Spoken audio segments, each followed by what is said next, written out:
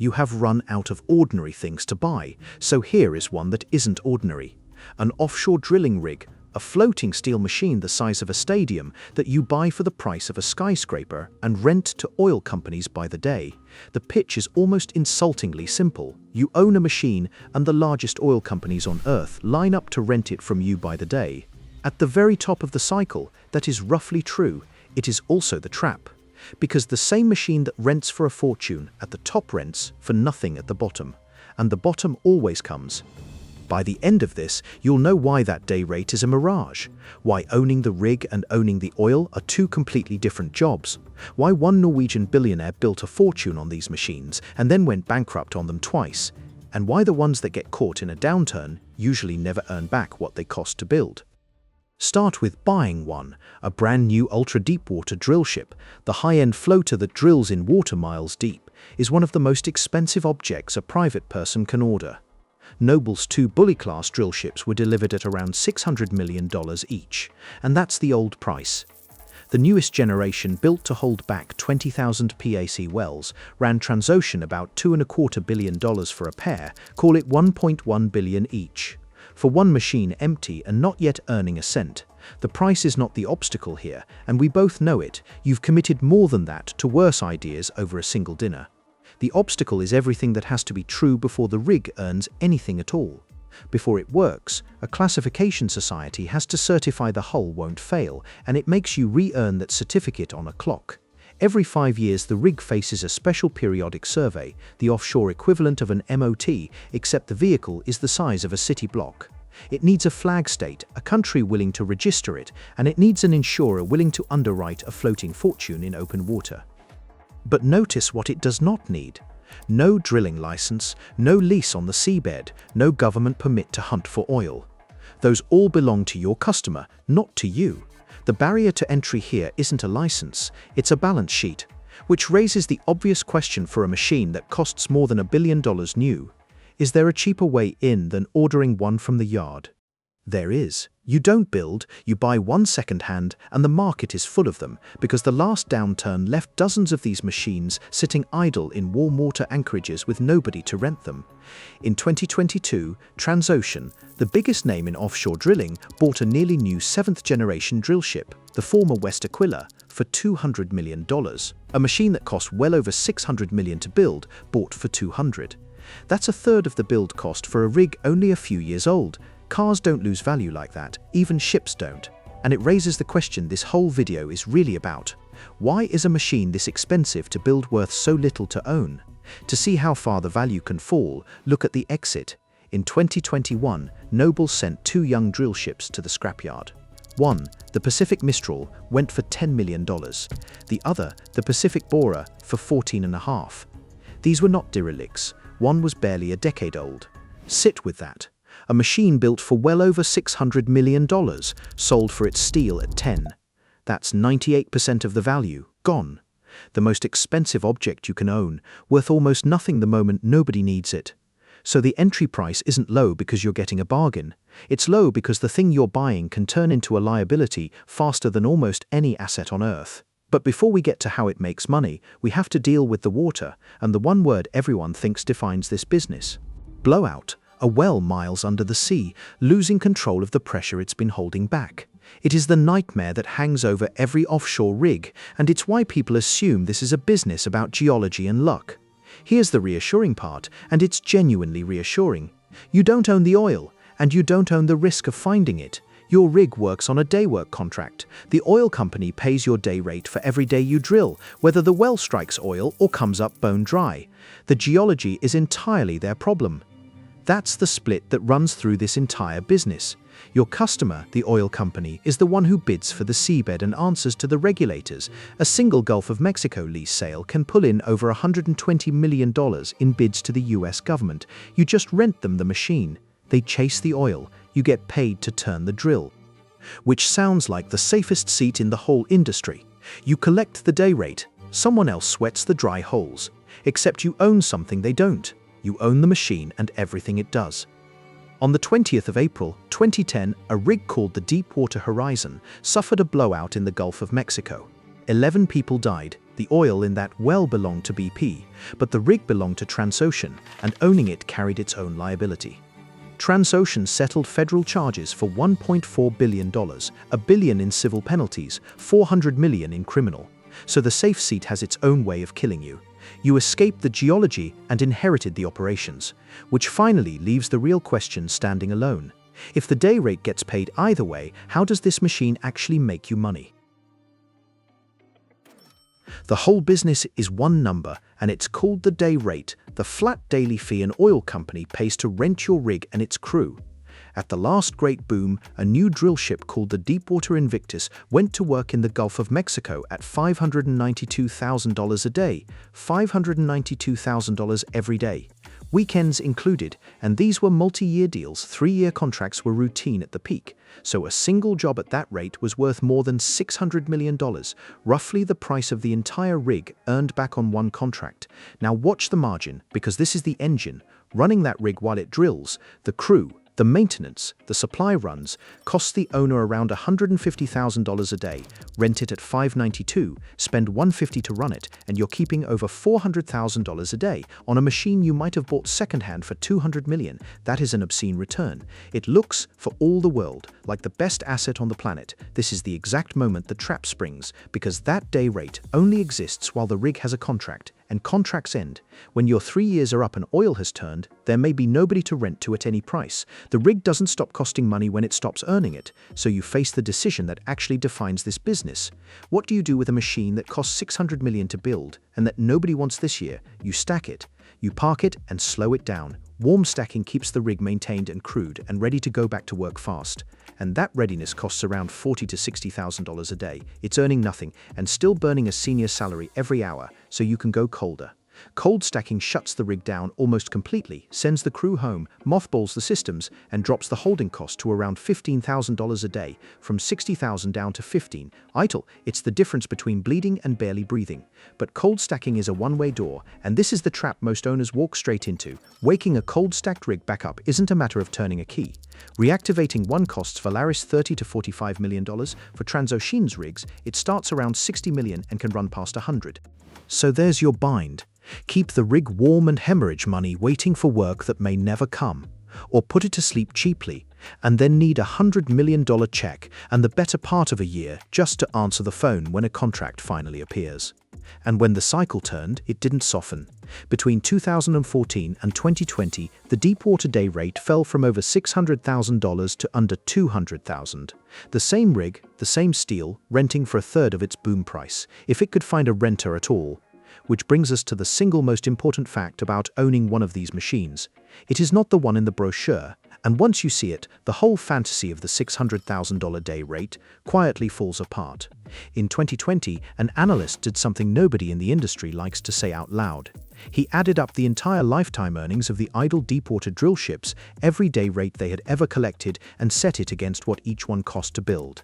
Of 14 idle drill ships, only 3 had ever earned back twice their construction cost. 2 had earned nothing at all, not $1. They were delivered into the bust and never drilled a single well. Take them one by one. The Deepwater Champion earned about 1.5 times its $740 million cost, and that made it one of the winners. The Ocean Rig Apollo earned a fifth of its build price. The Valaris DS9 earned about a tenth of its $645 million cost. And these owners weren't chasing the stars. They were targeting a 10 to 15% annual return, an ordinary, sensible number.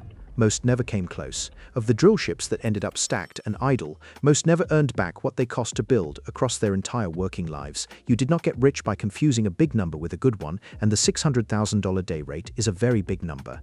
So the day rate was never the business. It's what the rig earns during the brief windows it has a job, in a cycle that spends most of its life somewhere between soft and catastrophic. The real business, the only business, is timing. Buy the steel when everyone's terrified, ride the rate up, and get out before the cycle turns on you. Which raises the obvious question, how high does the up actually go? To see the ceiling, go back to the top of the last great boom from about 2011 to 2014. Oil sat above $100 a barrel. The deepwater looked like the whole future of the industry, and every oil company on Earth wanted a rig at once. Day rates didn't rise, they detonated. New-build drill ships were signing multi-year contracts at nearly $600,000 a day. And the contracts only grew from there. Even in the recovery years that followed, a single deepwater rig was chartered on a 5-year deal worth $830 million. One machine, one contract, more than the rig cost to build. And when a machine rents for that, the temptation is irresistible. Every owner with access to capital ran exactly the math you just ran, $400,000 a day in margin, and ordered more rigs. The shipyards filled with new builds. The boom was quietly writing the bust with its own hand. One man ran this playbook harder than anyone alive. John Fredriksen, a Norwegian-born shipping billionaire who had already built the world's largest oil tanker fleet, set out to make a second fortune in offshore rigs through a company he founded called Seadrill. Fredriksen's whole method was leverage, borrowing enormous sums against the rigs to buy still more rigs, all of it betting the boom would hold. He had once been Norway's richest man, and Seadrill grew into one of the largest offshore drilling contractors in the world. At the top, the model looked unstoppable. A fleet of machines, each renting for the price of a mansion every single day, all bought with borrowed money against a rising market. There was just one assumption holding the entire structure up, that the market would keep rising. It didn't. When the oil price broke in 2014 and day rates began their slide from 600,000 toward 200, the same leverage that built the fortune went into reverse. The rigs still owed their debts. They had simply stopped earning enough to pay them. By the time the dust settled, Seadrill was carrying the single largest debt load in the entire offshore drilling industry, $12.8 billion in liabilities. In September 2017, Seadrill filed for Chapter 11 bankruptcy. The restructuring wiped out most of the shareholders, brought in $1 billion of fresh capital, and erased more than $2 billion in bond debt. Fredriksen, the billionaire, had to fight to keep a piece of the company he'd built. It emerged in July 2018, leaner and supposedly saved. It didn't last. When oil crashed again in 2020, Seadrill went straight back into bankruptcy, filing a second time in early 2021, converting almost $5 billion of debt into equity and handing most of the company to its lenders. Twice bankrupt in 4 years. Not because Fredriksen couldn't run a rig, his rigs ran fine, because he'd matched permanent debt against a temporary day rate, and the day rate is never, ever permanent. And this was not one man's mistake. The same downturn took Pacific Drilling, Paragon Offshore, Diamond Offshore, Valaris. Very nearly the entire industry restructured or went bankrupt inside the same few years. They had all bought the same story at the top, that this time the boom would last. So the machine that prints cash at the top of the cycle has a very specific way of failing. Borrow against it, and the day the day rate drops below your costs is the day your floating fortune becomes a floating margin call. So how do you own one of these without becoming the cautionary tale? The people who actually make money on rigs follow a handful of rules. First, buy the cycle, not the rig. The fortunes here are made buying cheap steel while everyone else is panic selling a $200 million drillship at the bottom, never paying $1 billion at the top, because the boom feels permanent. It never is. Second, match your debt to your contract, not to your hopes. Fredriksen's undoing wasn't the rigs. It was borrowing long against income that only lasts as long as a 3-year charter.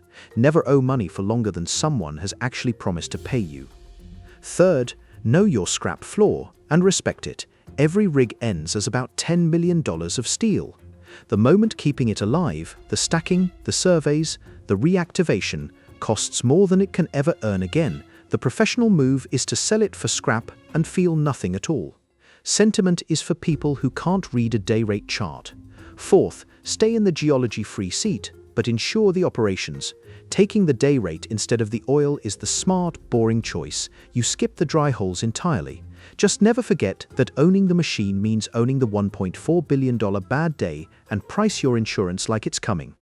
So pull it together and answer the real question. You buy an offshore drilling rig. What do you actually walk away with? Scenario 1, you run it like a business. You buy one used mid-spec drillship in a downturn for around $200 million, and you rent it out when it's working at roughly $430,000 a day, the rate implied by a recent 3-year contract worth about $500 million. It clears roughly $280,000 a day after the $150,000 running cost. On paper, that's close to $100 million a year, on paper. Here's the catch, and it's the whole thesis. A rig does not work every day.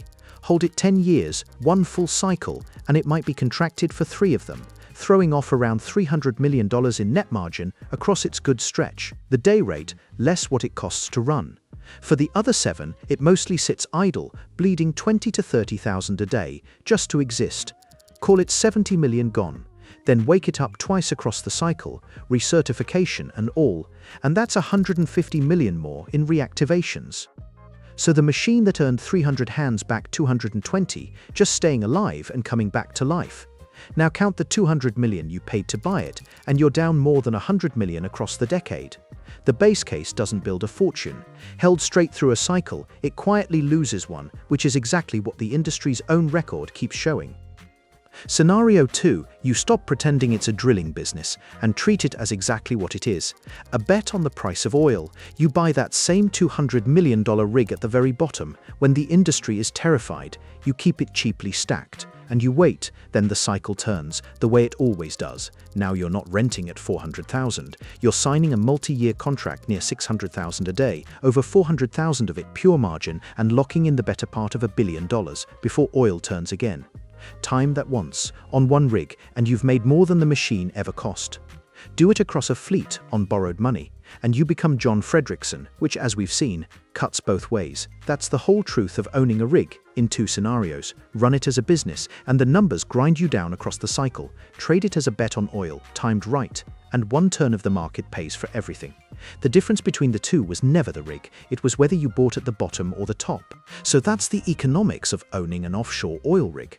You didn't buy a drilling business, and you were never really in the oil business either. You bought the single most expensive way ever devised to have an opinion about the price of oil. The rig just gives you something enormous and very slowly rusting to hold while you find out whether you were right.